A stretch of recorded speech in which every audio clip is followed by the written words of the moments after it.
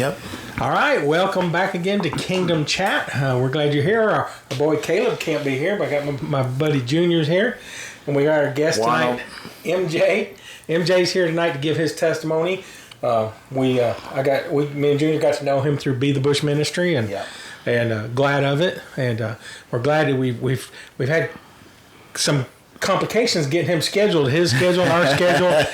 We're thankful that it's finally happening tonight. So with all that, we just, basically we want to give him an opportunity to give his testimony on his life, and then how that he finally came to Christ and all that, and his whole situation, in hopes that maybe it'll minister to you, because everybody's story is a beauty of who Christ is, because we can get a rocky road to him, but he always finds us, because he leaves the 99 and goes find the one. That's it, man. So with all that being said, MJ, tell us your story, man.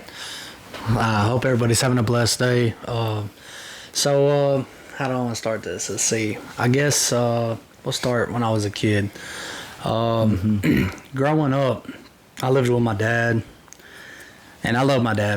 Don't get me wrong. Don't hear me wrong. You know what I'm saying? Like, I honor my dad. You get one dad, you got one mom. You know what I'm saying? So that's true, sir. But that's the way it's supposed to be anyway. So I'll tell you this much. On my dad's side, like, everybody smoked pot. Everybody smoked pot. My grandma smoked pot. I used to water her pot plants as a child. I didn't know this till I got older, but now I know. And he would leave his roaches, and I got an uncle this tells you how wild my family is. I got an uncle that's 1 year older than me. I actually got an uncle that's younger than me too. But so we used to steal the roaches out of the ashtray, and that's where I first got high. Now, so after that, it was just, I remember the feeling, I remember the giggles. I stayed at my grandma's one time, left with this guy, and then I remember him rolling big fat joints. I'm talking about, man, they were like the size of two thumbs put together. And Dad showed up, and anyways, it's just a bunch of craziness. So I was getting high at a young age. Eventually, that got to the part of, like, Dad changed women like he changed underwear. And I got 8 brothers and sisters that I know of. We all got different moms. So all I knew was, and I seen was, sex was an okay thing. Like, that was, it was like a normal thing. You know what I'm saying? That's like, I didn't know Jesus growing up like that. So really, that's the void. I was filling my void at a young age with pornography, because we got on Papa Joe's television, man, and that's where I found porn. And I remember at a young age doing things with like I said, I got an uncle that's one year older than me, and we was young at the. I mean, when you get exposed to that stuff, you don't really know no better. And I've never really said this out loud, but I feel like I'm kind of led to go ahead and just let that out, release it.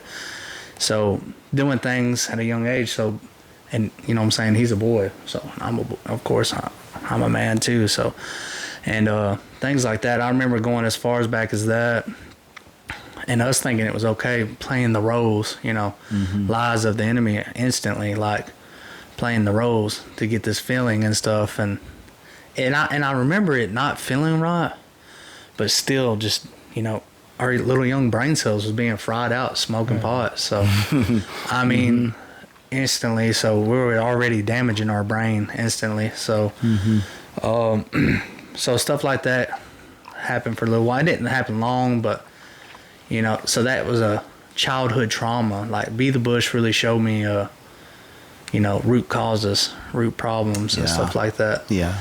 And so it started there, and I got so I quit messing around. I moved in with Mom, and I love my mom to death too. But she's got mental problems. Right now she has cancer. If y'all wouldn't mind, just keep her in her prayers and stuff like that. Yeah. Her growing up, she had a rough childhood too. She told me some rough stuff. I don't think I have the right to tell that's her testimony. So, right. Yeah. But I will tell you, at one point she used to be a devil worshiper. and it was weird because like just some of the stuff, spiritual warfare is so real. At a young age, I've always been able to see stuff like see stuff move, hear stuff. Normal society will just say schizophrenic probably, I guess, if I would have went to a doctor about it, but I never did. I kept it in. Anyways, I guess about 12, 13, something like that, I started smoking pot again, and I eventually started hanging out with, you know what I'm saying, some not so friendly members, and you know, wanted to be a dope boy, you know what I mean? They always had the nice chains, the grills, the girls, the you know what I'm saying, and something about being a bad boy was like a high itself. So you know, so at a young age, I kind of laid low enough to not get caught by mom and stuff like that. But mom's, you know, mentally, I got, and she may not like this. Like, Mom, you end up watching this. I love you, but this is truth. So I've been mentally abused by her. You know what I'm saying? You know, I remember at one point getting told that I was, you know, that I was gay, and I had a J-Lo picture up on the wall, and that kind of scarred me deep down. Man, I'm not, you know what I mean? I ripped that off, and Jennifer Lopez was like half naked on the wall anyways. Like, what do you mean am I gay? You see what's on the... She never knew about when I was a child. I never told her about none of that stuff. So, you know, she would snap out on me, man. And I've had like cigarettes held. She never put it to my eye, but she held it to my eye. I had scissors to my throat. You know, I'd wrestle my little brother, hurt him or whatever, and I would be like, shh, because, you know, I'd be afraid that would happen or whatever, that she would snap out like that. So mentally, I was already being abused. I remember going to church, which is now my home church still, Revival Center. At 12, actually, I got baptized, but I did it because I thought it was cool. When you do this, it's serious. You can't just just because it's cool. You can't just fake it till you make it. So I've never had a relationship with Jesus, even though I got baptized, and it was cool getting up and everybody's. I'm like, yes, you know, because it was really the adrenaline rush from like everybody cheering you on type thing. And that's what religion brings. Yeah. It seems like, oh, that's good, this is good, but you still not got the closeness with the Father. Yeah, so that's kind of what happened off the meat rack, you know, and so yeah, like I said, we went to Revival Center, stuff like that, and growing up, just getting high and selling drugs and selling weed. Got to the point I'd get my parents the weed and all that. So eventually graduates. I'm going to kind of fast forward a little bit now. Eventually graduates to like, I remember I was snorting pills and stuff with a friend, and finally he busted a pill down, hydro down, and my wife was there, and it happened with meth like that too eventually, but and he talked her into it. Of course, I'm sneaking around doing it anyways. Like I don't want her now, so I'm like, yeah. So she does it, you know. And so didn't, you know, she used to go to church all the time and stuff like that. And I feel like once we started using drugs, you know what I'm saying, it pulled her away from God. So, anyways, it goes to that, just doing pills to. This is just speaking for me, and I believe marijuana can be used for, you know, medicine and stuff like that, but it can't be for me because I know what's going to happen. I'm going to want to be that dope boy again. I'm going to want to try to make some money, and I'm going to get my product free. Eventually, this led to, I didn't know how to love myself at a young age, as you could tell. I was always chasing a void or whatever, but so pills. After so long doing pills, I was diagnosed ADHD at a young age. And then after that, like, I'm gonna get a hold of some Adderall, because I knew what Adderall did. I'll be honest, off the rip, I knew what it did. If I took it late and didn't eat on it, I got geeked out. I got spun out. So what happened was I got back on that. I started abusing it. You know, she was doing pills with me and stuff like that. So, which is my fault. But, you know, I wouldn't be sitting here today if it went for everything that's happened in my life. Alive, really, I should be dead. But, so she, it goes from that to eventually 2020, you know, and like I said, I'm probably kind of skipping. But I'm gonna get to this main part I feel like God's really put on my heart, you know, and it's very embarrassing to talk about, but you know, the devil's lied to too many people for way too long. Yes, man. sir. Look at these people now. They're confused. They're hurt. They're trying to fill a void. You know what I'm saying? They're confused, and you know the devil's the author of confusion. But so 2020, I start doing meth and stuff like that. And I told you at a young age I was exposed to pornography. I already, throughout those years, had pornography use. So when I started doing this meth, it's demonic itself. You can say what you want, but it's witchcraft itself. Like when you roll a meth bowl, just think about it. When you cook it, it's like sorcery. And so on top of that, I can't remember the first time I did a Ouija board. But when I started doing the meth, I started messing with the Ouija board again. So I went into the witchcraft, which I allowed the entity off the board into my life, and I kind of like idolized it. Like when I freestyle, I used to freestyle, you know, and it was secular. Like my very last freestyle, I made about the entity. You know what I'm saying? Before I went to jail, and I'll get to that point. But it's just it's crazy. Like I thought I was blacking out. Like I thought it was blacking out. And when I got to BTB, I realized it wasn't blacking out. I kept telling my wife I feel like I was in the back of the bus. I wasn't driving, if that makes any sense. Yeah. And it's like when you play virtual reality and you see those hands, that's what it was like. And I'd come to pornography. Oh man, I'm talking about, here we go, I'm just going to say it. Gay porn, she-males, midget, like pornography, all of it. Like I already had a problem, but I would come back to what am I watching right now? Like what's going on? You know what I mean? And there's been many times she's like, what are you doing? And like I would change my passwords and stuff, and like I said, it's like Looney Tune. I could see my hands and stuff, but hey, what's your password? I don't know. Like I knew what's happening, and it's hard to explain it till you experience it. It didn't help none. I was already messing with witchcraft and stuff like that too, so I was getting a double dose. I was neck deep in demonic activity. Led to, you know, I've done a lot of hurt and trauma in her life, but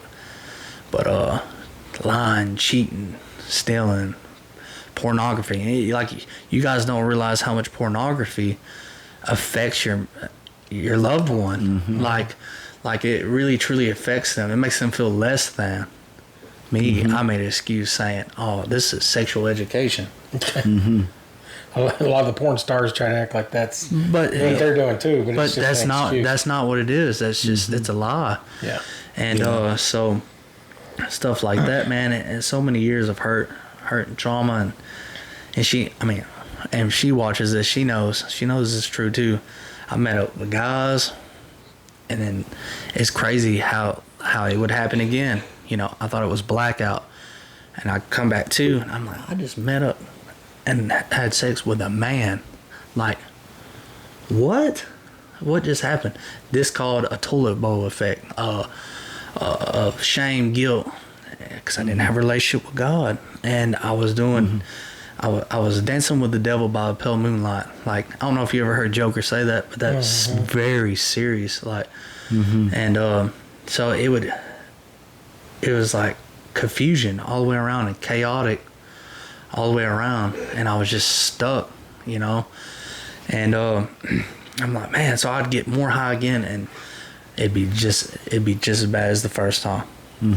The cycle. Just as bad as the first time, and so like it's like the very thing that that Satan's trying to trick you. This is the answer to the happiness is the thing that's actually bringing you down more. Yeah. Yep. Every single time. Yeah, it's like And unfortunately, some people it may not be drugs. yeah. You know, it can be all kinds of things that get in that way. Excuse me. There's people that work too hard, or find work or making money too important. And it doesn't fill the void that you're wanting it to fill. But you think if I just keep doing it, eventually it'll fill that void. But it never does because. It's kind of cliche and people make fun of, but there's a God-shaped hole in our heart. Yeah. And you try to fill it with all this other junk, it never fills it up. It never does. And it's so simple when you see little kids trying to put the square hole in a round peg. You know, you see you're thinking, well, they're a kid, but when they're an adult, you think, what a moron! You should know better than that. But that's the way people do all the time. Yeah, man. You're trying to put things in a hole that is only shaped to fit God. That's it. And no matter what you put in it. It never and Satan loves to lead people to ruin because he hates you. Some of us he can even lead people into wealth and prosperity, but he still gets them Every time. he gets them Every time. Yeah. Like in the music industry, there's a lot of witchcraft in everything. The secular music. So true.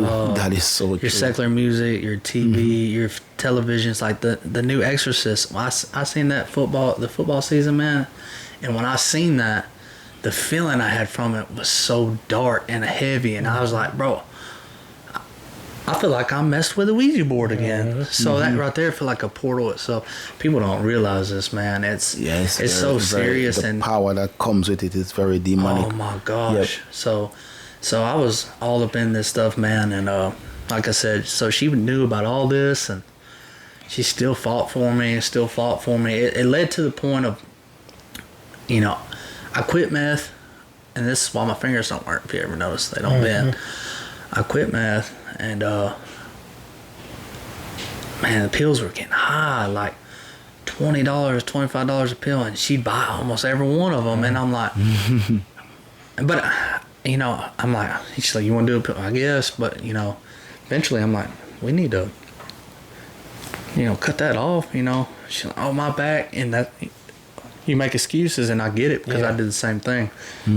And moral to the story, I'm like, this is what I did. Instead of going and finding a relationship with the Lord, I'm like, all right, I'm gonna do meth. So I fought addiction with addiction. Fought addiction with addiction. That's a good way to put it. Yes. So it was so dumb.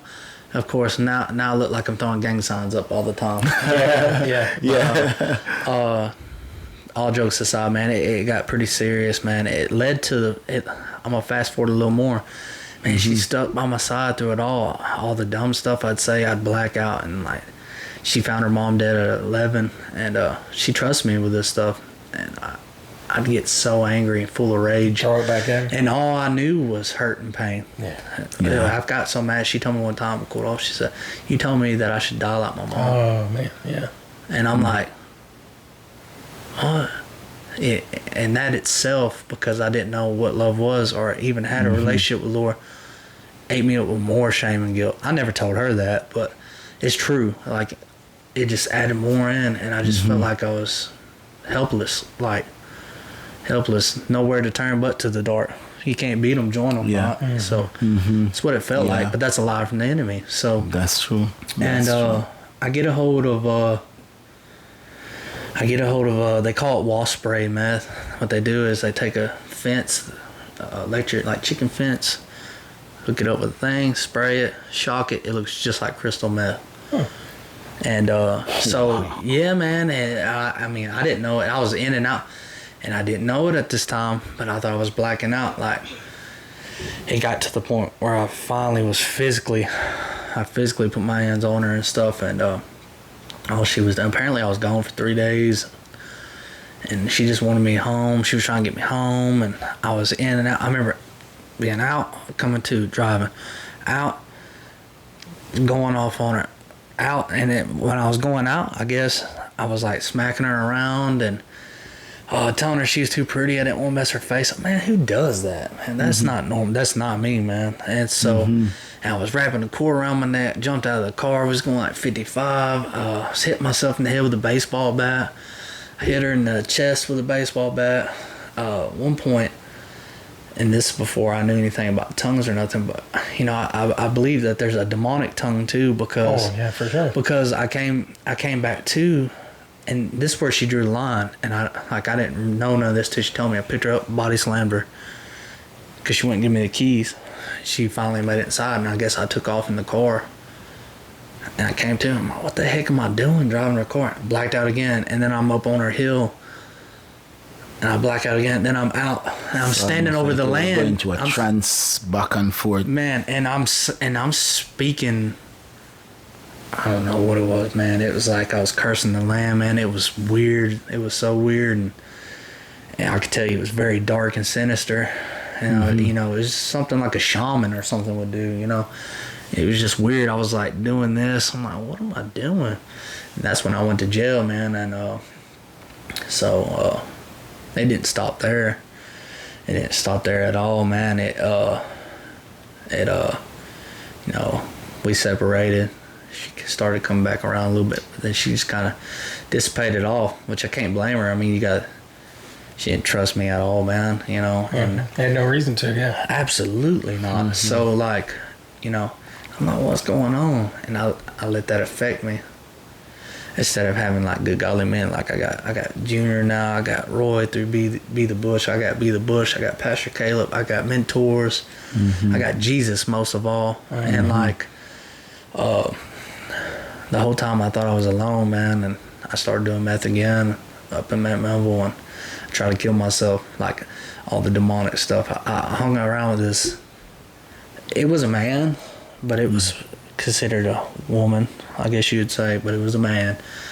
And they smoked, and I was sitting in this meth smoke room, and this person was talking to like different people, and I'm just like, man, I remember looking beside them, and there's this rag, and at one point it looked like a dead rabbit, and I'm like, I got 3 days of that, I couldn't handle it no more, so I went to go hang myself, and wow, it was thunder and lightning, and there was this one chick that I had talked to there.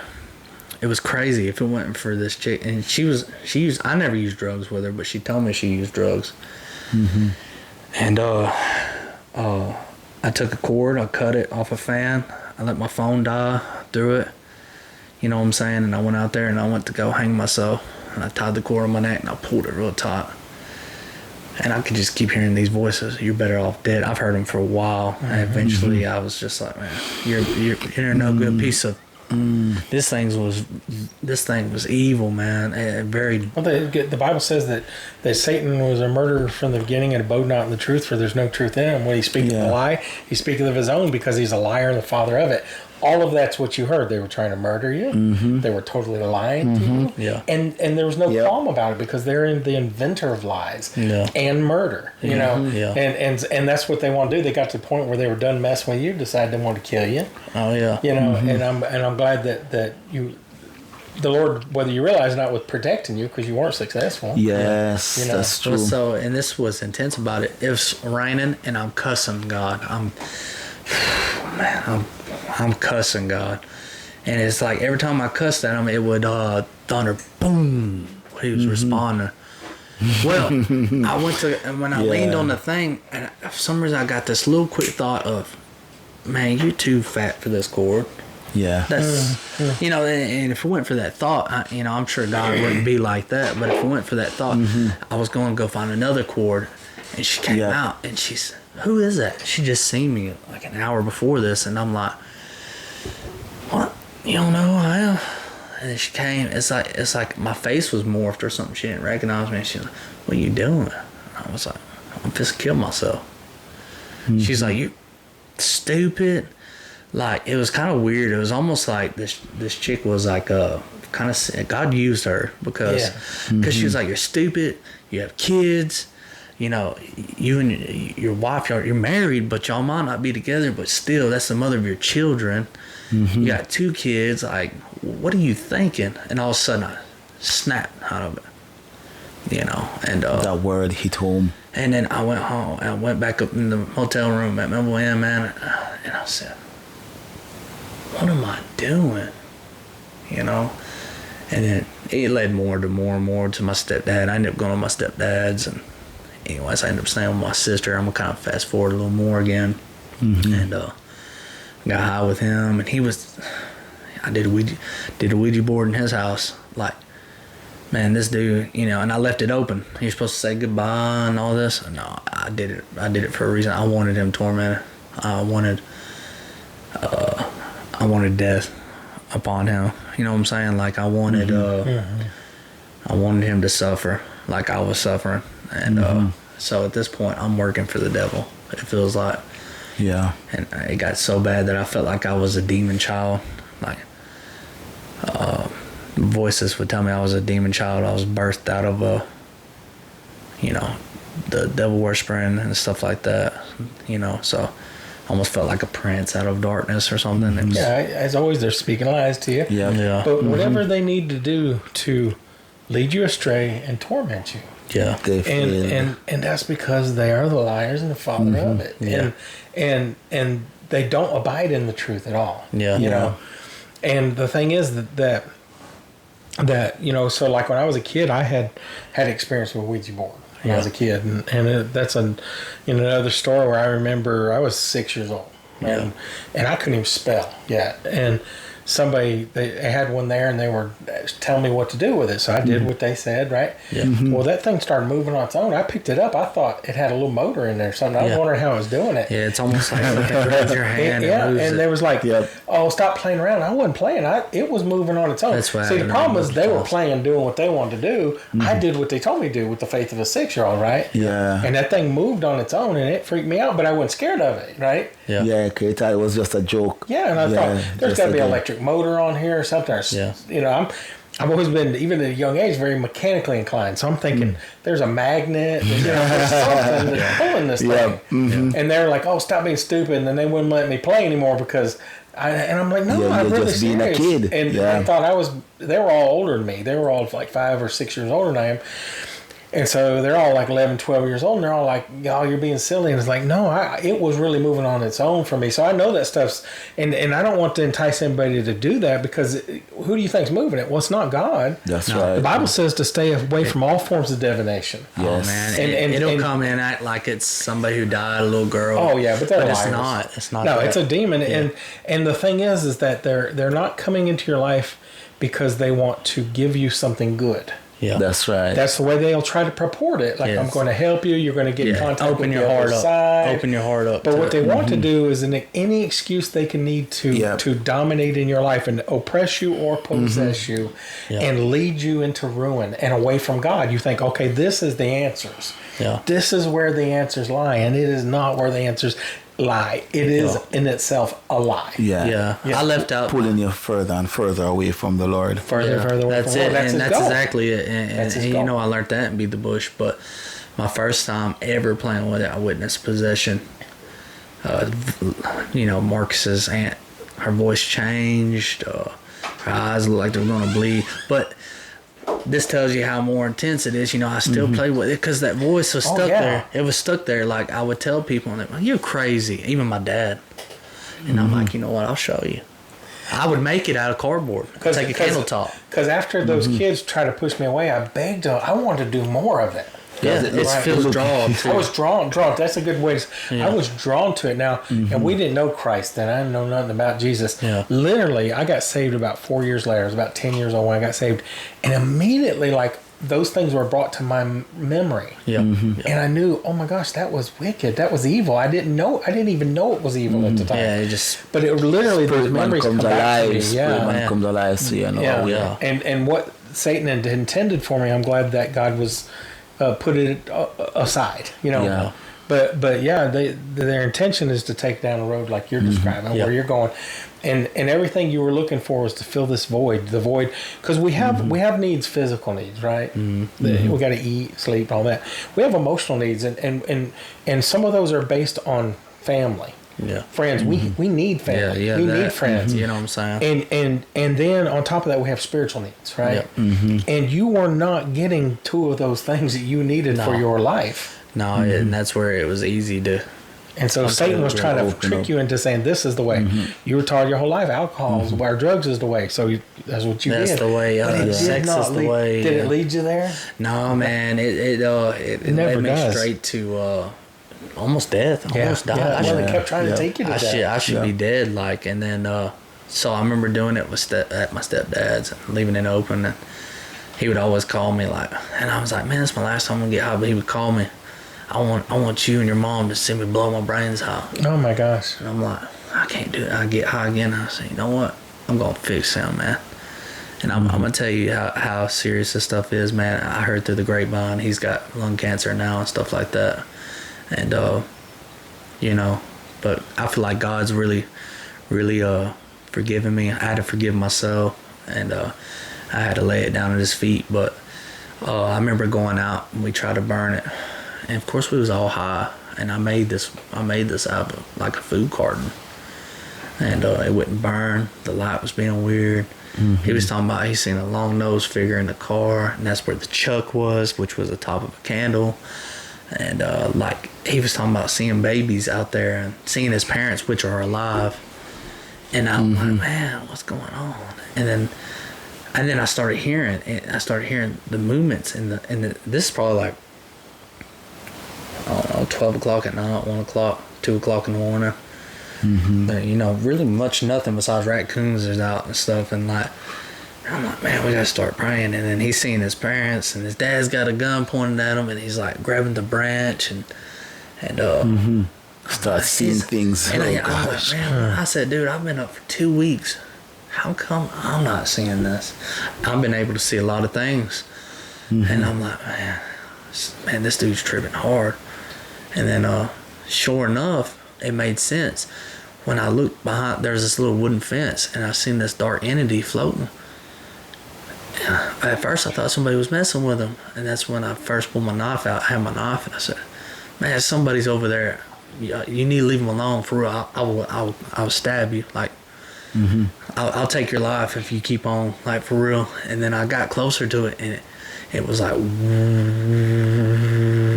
you know, and it just shot back, plumb back, and I realized it's demons. Yep. And I'm like, we gotta pray, but we're good at it. You know, praying didn't do it no good when we didn't have a relationship with Jesus. It was probably more or less felt like mocking Jesus. But isn't it odd that you went in the right direction? Yeah. You know what I'm saying? Yeah. Like you instantly knew that good. consciousness in you told you this is who you need to contact to overpower this. Yes. And so, even though that's something that you mess with. Man, it was intense. So he kicks me out, and so it leads to same with my sister. You know, eventually I burn my bridges everywhere, and I'm homeless, and there's this young individual, and my friend's sister. So I'm like, yo, Xavier, that's my sister. Can we go pick this person up? I'm trying to get to my son's baseball game, and I kind of think that's why he don't really even play baseball anymore, because I let him down on these important baseball games each time I went to jail on an important day. And I'm like, yo, and then she's like, well, this person wants to come over, and I'm like, man, he's a little knucklehead. Like, you know, I already knew, you know, we're gonna probably end up fighting, basically. And I seen them the night before when I was homeless. I got stopped by the police. They searched me down. I had a dope baggie in my pocket. Somehow they went over that, and she took my knife that I stole from my stepdad, by the way. It's just weird. This knife has something weird going on with it. But anyway, so he comes and we get high, and I'm acting a fool. I'm like, what if I rip this door off the hinges? Which I can't. I'm not Hulk. I can mess it up. So he does me with a pipe and a rock. I'm like, man, shut up. What you gonna do? Caveman me? You know, I'm that type dude. I was a smart aleck. Like, do what you gotta do. And then later on down the road or whatever, I end up somehow getting hold of Chelsea. And we're like, I don't even know what we got into it about. I couldn't tell you to this day, but we got into it. And my hands would get sweaty on it. And like I said, I got 3 fingers on this hand, so it didn't help none. My Ninja Turtle hand wasn't strong enough. It just slipped. You didn't catch that, did you? Ninja Turtle hand? But I tell you, man, dude. And he's like, man, and that's where I was like, dude, I'm not doing all this talking. That's just the type of dude I was. We're not doing all this talking. You pull up here, either you're gonna whoop me or I'm gonna whoop you.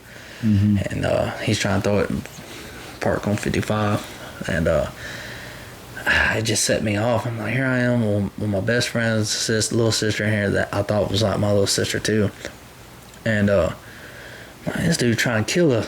So right there by Ada Furrow where the children's place is at. You know what I'm talking about? It's a DHS building. Yeah. And we pulled up right over the thing, and I remember grabbing him by his head and his neck, and I just like, bow, headbutt him. I'm like, look, you're going to go your way, I'm going to go my way. Or you're going to seriously, like, this is not going to be good. So he gets out, and he has the pipe. That's what caused me to flip my knife out. So you hit me with that, and you'll permanently smile for the rest of your life. And it was, you know what I'm saying? I'm like, boy, let me tell you something. I'm not a pushover. You want to keep looking at me stupid? We can play the stupid look if you want. No, so he walks around the trunk of the car, and I've still got my knife out, and I'm like, so what's up, man? What you want to do? And I'm like, what's up? And dude, he has this huge rock, like this big, and man, he fastballed it, man. We went far apart from each other. It was probably like about the width of this couch right here, and it goes, hits me right here, pow. I'm like, oh. So the dope I snorted was no longer like going down, like digesting it. It was regurgitating because it like popped something or broke something right there, and or fractured something. And I said, I'm gonna kill you. Like, it's over with now. And like, I get in the car and I'm like sticking the top of the roof. She's screaming. She's grabbing my hand. He's grabbing my hand.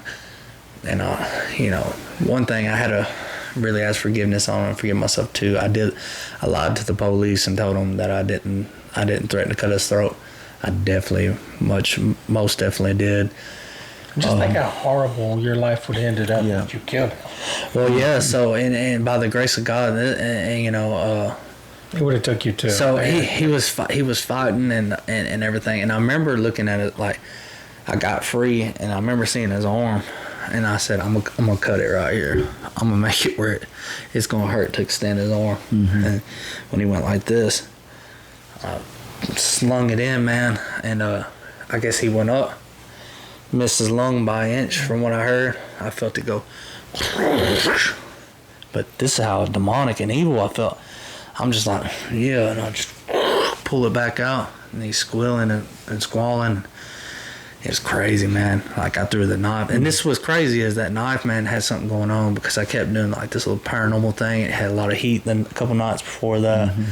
And it kept saying something about the knife.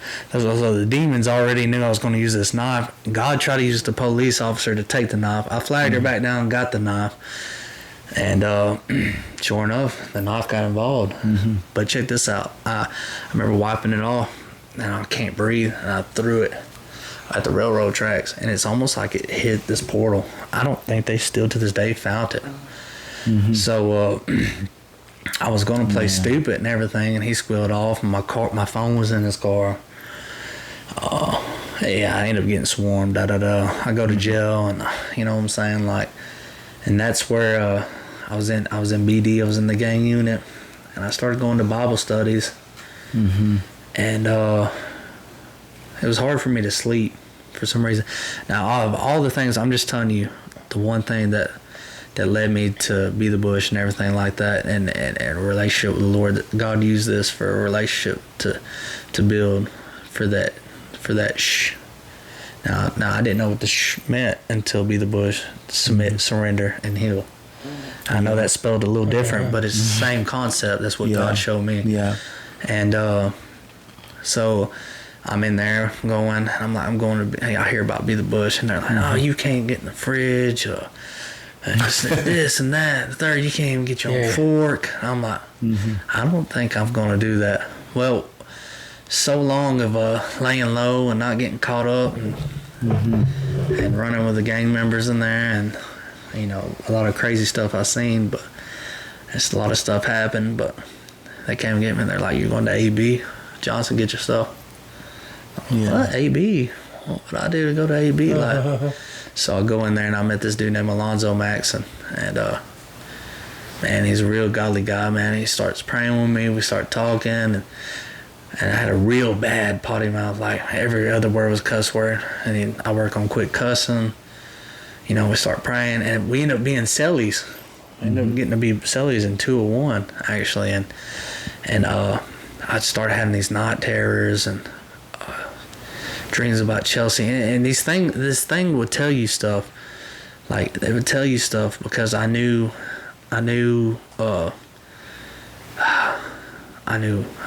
were separated, and I know stuff probably happened. You know, that's between her and God, and I know God's gonna forgive her. She just has to forgive herself, and I have to forgive in order to be forgiven. And so, you know what I'm saying? I know stuff was going on, and I kept telling her I had dreams that she was linking up with people. And I said, Chelsea, please stop doing what you're doing, because I don't want you to get no fentanyl. She goes to a party. It's supposed to be meth. Guess what it is? Fentanyl. And I'm having these night terrors. Oh man, I'm having these night terrors. I don't know why. All things, that thing right there, I kept having night terrors of me stabbing people over and over. It was like hell for me. And then I had a dream about these entities. There was several of them.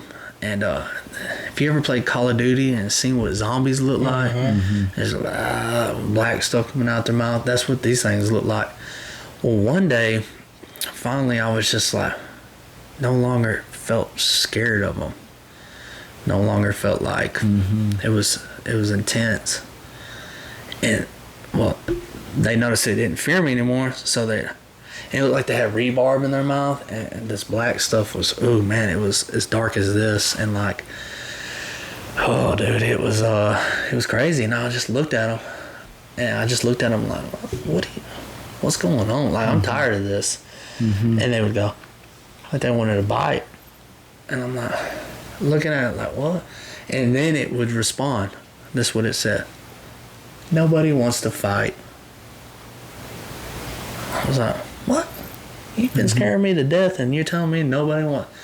Yeah, we're gonna fight. At this point, I'm like in this spirit realm, dream realm. Like, we're gonna fight now. Like, what do you mean? You telling me that nobody wants to fight? Well, sure enough, they knew something was shifting in my life. A relationship was starting to form, and they knew that the eviction time was about there. Is about to come upon, and I knew for the long period of time that I was gonna that I needed to see somebody to be delivered. I needed these things casted out of me. I needed generational curses to be broken. But it got deeper and deeper, and I realized it has to start with me. Like sexual sin and hair recent. So let's tell you the goodness of God. I go to Be the Bush. I get out for 3 days, and I get out for 3 days. Josh comes and gets me. I tell Chelsea bye. I go there, and then of course off the rip they're like, the beer's got to go. What? You couldn't tell me that off the... And then I realized everybody's beer was gone, and I'm like, you know what? If they can do it, I can do it. So there, my submitting and surrendering. That's the thing, is that Be the Bush is strict. But you have to admit, and you're not the only one, you've never had strictness in your life. Yes, no, I've been just running rapid. And so you had to been taught those disciplines. And they have helped to guide you in spiritual things. Because all of your inability to follow those restrictions come from selfishness and pride. Absolutely. None of us like to be told what to do. None of us like to be said, you can't do this, you can't do that. I was the number one guy. You can't do this, I'm gonna do it 5 times worse. It's just pride. It is. And so all that's going to break off you. Multiple times. So, and I get baptized, and I feel compelled to. I said, look, before this happens, I just want to go ahead and tell you, I've been messing with Ouija board and witchcrafts. Before I get dunked in this water, I just want to let you guys know. this is something I feel like I need to tell you. And so I get baptized February 7th, my first day. Brother Elton's, I can't remember the name of his church, but Christ Apostolic. that's it. Yes. It. And so that happens. My It good feels like a weight lifted off of me instantly. I'm like, wow, man. So Feels something good. was finally shifting, and it's still shifting. Like, Yeah. Yeah. it's still shifting. And it's gonna shift more and more. I can feel it. I'll tell you right now. If you feel hopeless, don't be. If God can turn me from a dope dealer to a hope dealer, He can do that for you. You may be lost and think you like men, but deep down, all those times that you do link up with somebody, you know, because I knew. That's why I got ate up with shame and guilt. But that's from the enemy, and like that. It's not right. That's why they get so offended when a preacher does go out there and he's trying to tell the goodness Preach of the God. truth, yeah. Well, yeah, it's the reason too why that when somebody's doing something that's wicked, they want society to tell them it's okay, Yeah. so that they won't feel guilty anymore because they try to believe that the guilt they feel is because of me. Yeah. Yeah. But they don't realize that guilt is coming from inside because it's that Yes. spirit of the Lord, that Yes. consciousness that Yes. we're all born with, that where He's trying to minister us. It's that empty hole Yeah. that's calling out that God needs to be here. Yes. Yeah. Yes. And so they feel guilt, but they think, oh, it's because you think I'm bad. So if I can get you to say I'm okay, That's a lie then I from won't the have enemy. guilt anymore. Right. But we're guilty because we're sinners. And Yeah. that's just the enemy too, like hiding Yeah, it's a lie. behind the person, like, hey, I'm okay. It's okay for me to do this, like Yeah. without seeing the wrong. And I can't believe I sat through almost I know 50 you did minutes. good. I didn't and do not as well, say- but you and not didn't say anything. nothing. But the thing is, like, I've known of your testimony and your story, and I know what God has done through your life. And for the first time on this show, I just want someone to just keep telling their story, because a lot of person would see person, you might be in drugs, and it's just drugs, and they go deep in it. But man, you were mixed in so many different things, even witchcraft, and to know that God has delivered you. And I know you are at now. I know that you're an amazing. I was gonna say young man, but you don't look that young. I mean, you don't look your age. Sorry, you look very young. The first time I heard the age, I'm like, what? too. Yep. Yeah. So it's just the redemption love of God, and you are this amazing Christian that loves the Lord, loves nothing but want to be with the Lord. You are filled with the Holy Spirit, speaking in the right tongues, Oh, yeah, empowered by the Lord, love to praise the Lord, love ministry, love serving, love sharing your testimony. It's just amazing, and I just felt like, man, I just can't say nothing because I just want you to go.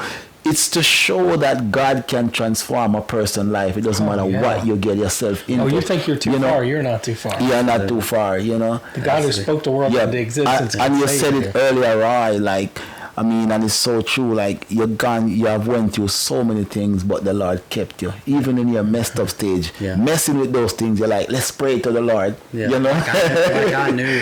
Yeah. It's funny because then we had the shindig. So that's the first level up, right? Then we had the shindig at BTB, which Memorial Day, we're having another one. If you guys want to come, fantastic things happen. Chains fall, generational curses get broken. If you don't believe me, come to it, figure it out yourself. I've been there. Yep. He came. Yeah.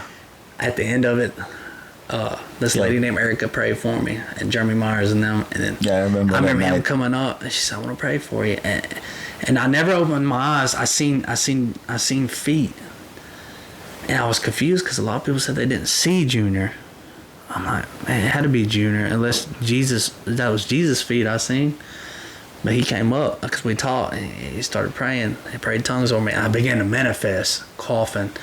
It knew it was time. It's like I knew it was time, and I knew that this was coming for a while, and so I rode around the floor. I don't know what happened. I guess Junior left, and it was like the drugs. So like the blackouts, I realized, and I could hear what was going on and what she was casting out, and she was telling to go. I don't know what I said or did, but I rode around, puked for like 2 hours, and got up and felt this freedom, and I'm like, whoa, what just happened, man? And so I allow these things in me. Spiritual warfare is very, very, very real. Since Adam and Eve, Roy, you taught me that made sense. It all was confirmation for me. And you know, this was the hardest thing I've ever done, but it was the best thing I've ever done in my life. Yeah. Because God's still moving. And then after that, we had this guy named Ryan we was praying for. And I knew Elliot. We had a student leader named Elliot. Shout out Elliot. Yeah. Amazing man. He spoke tongues, and I knew that. And then I heard a couple people that basically seem like you can teach yourself, but you can't teach yourself. It's just the Spirit of the Lord. Spirit of the Lord. It just happens. You, and so we're praying for him, and I break out in sweat, like I'm burning up, and I feel like fire in my. That's it. Right here, and then it's like my ears snap out, and I peek my eye open, and like. I realize I'm beet red. It's like my blood pressure is like beyond through the roof. I'm crying, and I realize, and I look at Elliot like this, and I realize it's me. I'm praying in tongues. Yeah, without even knowing. Without even knowing, and I couldn't stop. And like for the longest, like now I still get emotional, but it took me a while, man. Like every time it would just come on me, and I would start praying in tongues again. And I'd cry, and I'd cry, and I'd get so emotional. And man, dude, and after that, man, it just like kept on getting better and better and better. And like I said, God's still teaching me. And like my kids came to my visit, and you know, to realize my mother-in-law still cheering me on. You know, my father-in-law maybe not so much, but you know what? I believe God is going to soften his heart. He's going to use the situation of me being abusive and evil, and that might be what it takes for his heart to be softened. Yeah. But at the end of the day, I love him. I wrote him a letter, please forgive me, you know. Never got no response, and I get it. I got a daughter too, so I totally understand. I see God's eye view on things now. And like and I'm just saying, man, like Be the Bush, it was an amazing thing, man. And I was able to do this, and I don't know if she would be mad at me for saying this or not, but it's truth. Yeah. I was able to led to hear something recent. I fell back, and you know, Pastor Caleb knew that I had a problem with looking, lust of the eye, you know, sexual sin. I said, God, he said, you got to do a lot of fasting and praying. I said, did a lot of fasting and praying, and like I said, God's still working on me, man. And this is a new notch on my testimony of what God can do, you know. And I know it's still going to take time. God showed me that, you know. And so, like, I did a lot of fasting and praying, and I felt God, you know, come upon me. And I'm like, God, why do I do this? It's like, he's like, son, man, you know. Sometimes when I hear him, I feel like he's talking just like I am.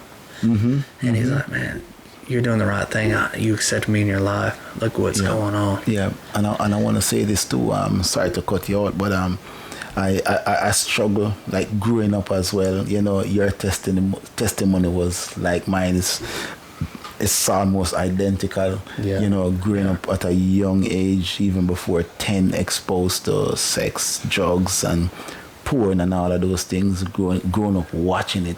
In fact, we owned a thing we call it Decoder back in Jamaica. It's a full-blown channel. You know, and it's at my friend's house, and we would go there, and that's how I was raised, you know, on the street and all of that. And when I became a Christian, and I got married, I realized that the porn haunted me so much.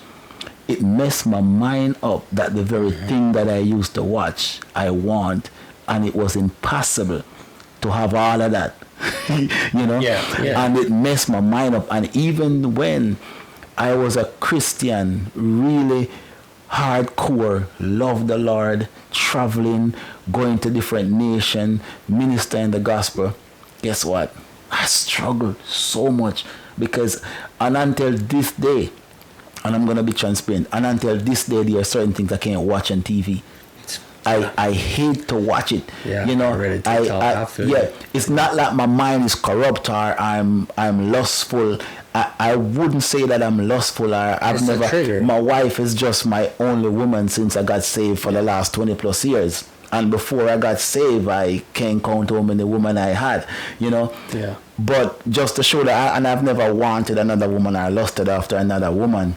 But it's what your mind used to see and the things that you used to do And that's haunt you, and you struggle not to go back into that. Because if I ever once blink and open that door, I'm a dead man, you know. Yeah, and that's kind of how it was for me, man. Like, I have a crack in It my stained me for life. Yeah, and the Lord told me, and I felt it does put a scar. I felt the Lord huge come upon one. me, man. And I have a crack in my van window. I kid you not. And he told me, I said, Lord, why? He said, this is all the enemy needs is a crack. Yeah. And so he revealed what your problem is. And my problem was, and he's moving and stuff. And I didn't have a relationship. When we got married, it was more like a your mind type thing. And he said, I'm working on you. I'm working on her. But what I want to work on is you together. So I want you to honor me in your marriage. Put me first. So I was able to get these rings, and I got this ring on, and it's helped me out instantly. I didn't think God would use it the very first night I got it, but he did, and I was able to get down on my knee, which I never got on my knee, and I was able to be like, I didn't, because we're already married. I said I don't want to be lukewarm. What I did was I invited God into it, and I want to put him first. Yeah. And of course she was like, and it's going to take time, and which I already knew that when I was fasting and praying. I felt God tell me that, and man, I tell you, man, this first ring, I'm all nervous because I didn't have feelings the first time. I was high. I'm like, couldn't get the little sticker off. I'm like trying to it off. I'm like, so like, but anyhow, like, more to the story, man. I know God's got a very big purpose and call on my life, man. And many people came through the program and they manifested, and I never knew that God would use me in such a way of, as a piece to help people, like I have somewhat. But this ring, man, I got to tell you about that. I'm at Ross's and I'm getting shorts, and I'm talking to a very, very beautiful young lady, and I'm being respectful right now because God taught me quick. I started getting wandering eyes. I'm not even gonna lie, and they got that metal top, and I'm going there, man, and my ring said "Pating," and I said, "Oh, thank you, Jesus." Fresh promise, because I had this little rubber ring I found at the store. It didn't mean nothing, and when I took it off and threw it off and put this one on, it was like a baptism again. It was off like of a fresh old, covenant. off of the old, with what you go through with your marriage and relationship. and It's like a fresh covenant. Still, I mean, like, a beautiful girl could come into the store, which we have a thrift store. If you guys love thrift store, you need to come to 105 Murfreesboro Highway. It's in Manchester, right beside a Winning Attitude. It supports Be the Bush, and that's where I get to testify every day, and I get to like pray with people, and I got some good stuff up there. Yeah, we accept donations. You can bring them up. We do delivery. We do our best to do pickups if you can't get it there.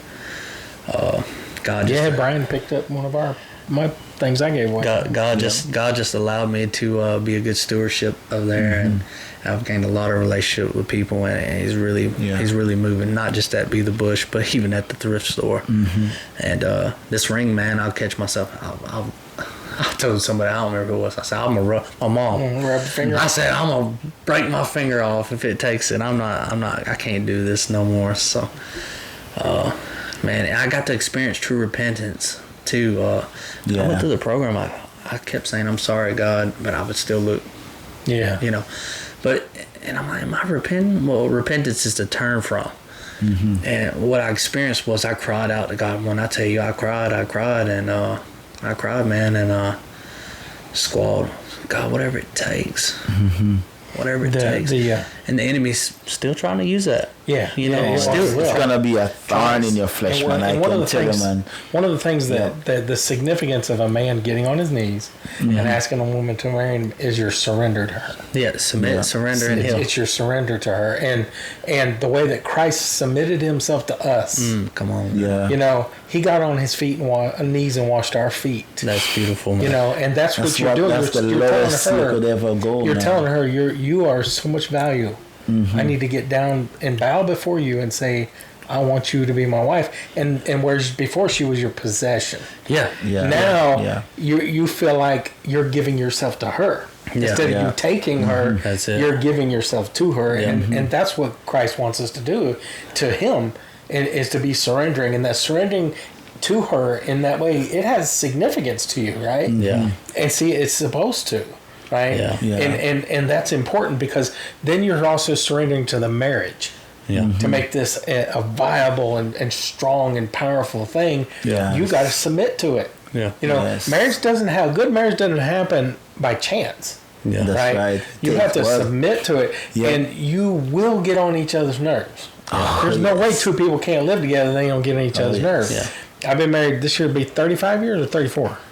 You better remember. 30, what? 36. It's not 31, 36. Oh, it just keeps going fast. I know, you stop counting. At this point. And Jeannie and I have had rough patches, but we always knew we were going to work it out. Yep. It's like, I could be so mad at her, right? And she could be so mad at me.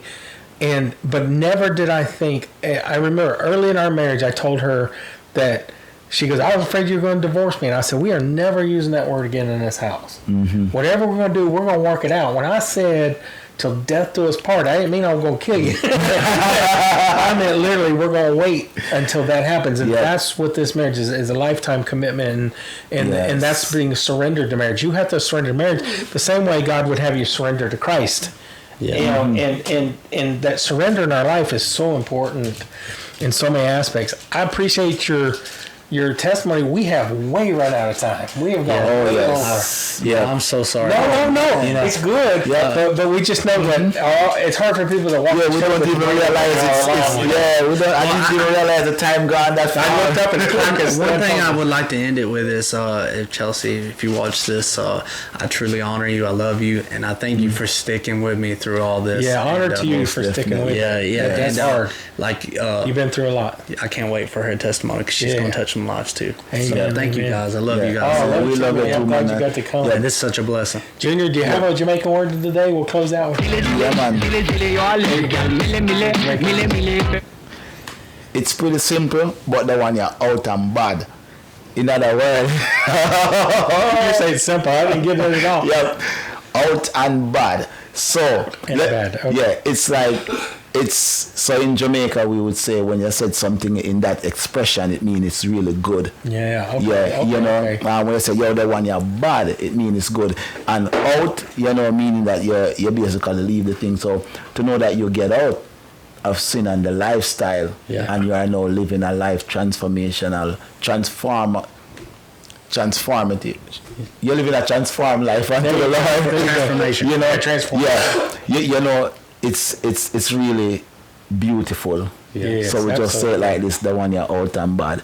You know, out and bad. Yeah, man. Log on. Man. I appreciate you being here. I love you, brother, and I appreciate you sharing your heart. You're totally candid with everybody, and I think that's an amazing thing. If you're going through some stuff, I'm telling you, MJ's discovered it. I've discovered it. George discovered it. Gene discovered it. Jesus is the way.